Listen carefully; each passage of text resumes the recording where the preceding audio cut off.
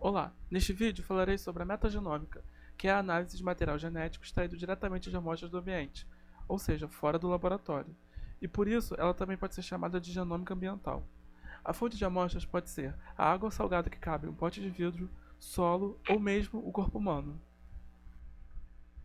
Podemos dizer que o nosso planeta é dominado pelos micro-organismos.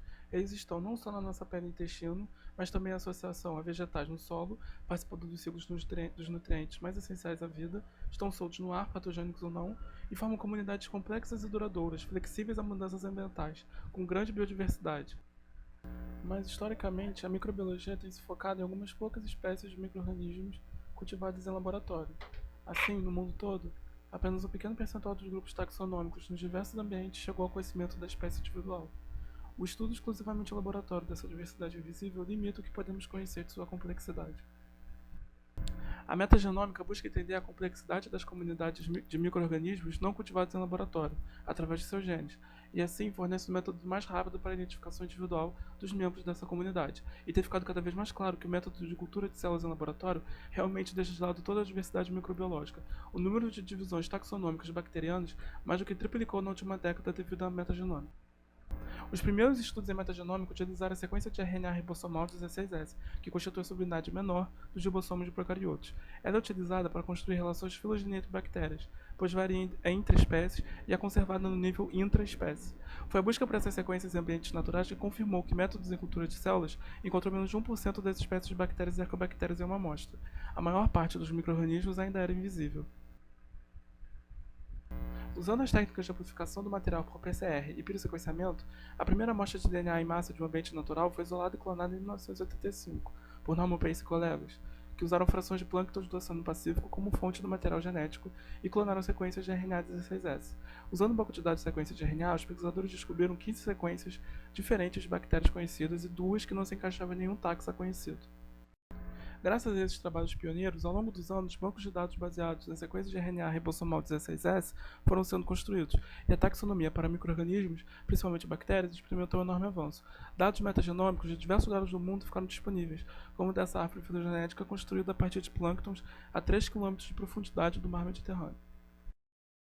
Parte notável desse esforço foi Craig Venter, um bioquímico norte-americano que em 2003 entrou em uma aventura. Coletar o DNA de tudo talvez seja um exagero por parte da manchete dessa revista, mas sua expedição navegou pelo globo e coletou amostras metagenômicas dos mares Sargasso, Báltico, Mediterrâneo, dentre muitos outros. Só no Sargasso ele encontrou 148 tipos diferentes de bactérias nunca antes vistas. Para a abordagem das questões metagenômicas, os pesquisadores usam principalmente a técnica do sequenciamento por shotgun. Essa técnica também foi usada no projeto Genoma Humano e consiste em quebrar o DNA em pedaços aleatórios, sequenciar vários trechos curtos e reconstruir a molécula tendo como base uma sequência consenso, que é calculada com base em nucleotídeos que ocorrem no mesmo sítio frequentemente.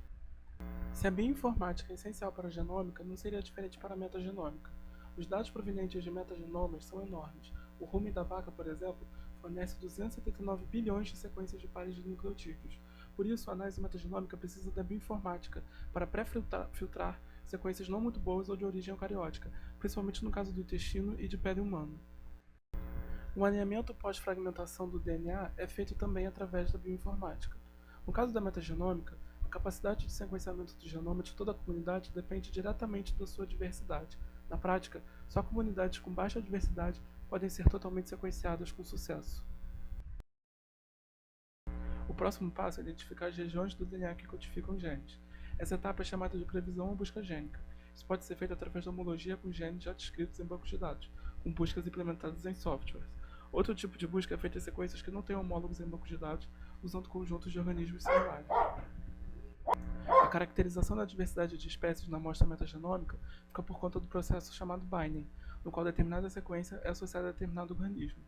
Usam-se marcadores filogenéticos como método de caracterização.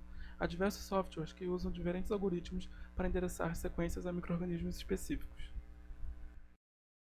É claro que os dados metagenômicos devem ser integrados com o ambiente do qual os genomas foram extraídos. Condições geográficas distintas, se o material genético veio de uma região montanhosa ou urbana, precisam coincidir com a informação sobre diversidade de espécies para que as análises de metagenomas sejam replicáveis, um dos parâmetros básicos do método científico. Os dados Finalmente, uma análise comparativa com outros metagenomas pode elucidar questões sobre a influência dos micro-organismos em hospedeiros. Novamente, isso pode ser feito com a comparação de sequências de RNA ribosomal 16S. Todas essas análises e dados buscam responder a três questões não muito simples no final das contas. Quais são as comunidades microbianas da amostra, o que elas fazem e como elas fazem? Em quais áreas a metagenômica pode ser aplicada? Bom, todos sabem que carregamos comunidades de micro-organismos por aí, seja na pele, seja no trato gastrointestinal, órgãos sexuais ou até nariz. Entretanto, ainda sabe-se muito pouco sobre eles, daí a motivação para a criação do projeto Microbioma Humano do Instituto Nacional de Saúde dos Estados Unidos, que atualmente usa as técnicas metagenômicas para caracterizar cerca de 15 partes do corpo em 250 indivíduos. A indústria também pode se beneficiar dos estudos de metagenomas. A produção de biocombustíveis, combustíveis derivados da conversão de biomassa realizada por micro-organismos, depende de uma eficiência em escala industrial de bioreatores, nos quais comunidades de micro-organismos produzem combustíveis como etanol, metano e hidrogênio. A metagenômica, ao possibilitar a análise de genes que codificam enzimas participantes desse processo, pode fornecer a solução bioquímica que a indústria procura. A metagenômica também é útil na questão da remediação ambiental. Se entendermos mais como os micro-organismos são afetados e interagem com poluentes, podemos identificar o potencial de uma região de se recuperar do vazamento de óleo, por exemplo, e podemos utilizar de forma mais eficiente micro-organismos que degradam esses produtos. Um estudo desse tipo está sendo realizado atualmente na Bacia de Campos do Rio de Janeiro, área de exploração petrolífera. Micro-organismos têm um papel vital na agricultura, mas os que habitam os solos usados para plantio são os mais misteriosos para pesquisadores, apesar de sua importância econômica. A metagenômica pode ser usada para abordar as interações entre plantas e micro-organismos e como essas interações afetam a ciclagem de nutrientes no solo.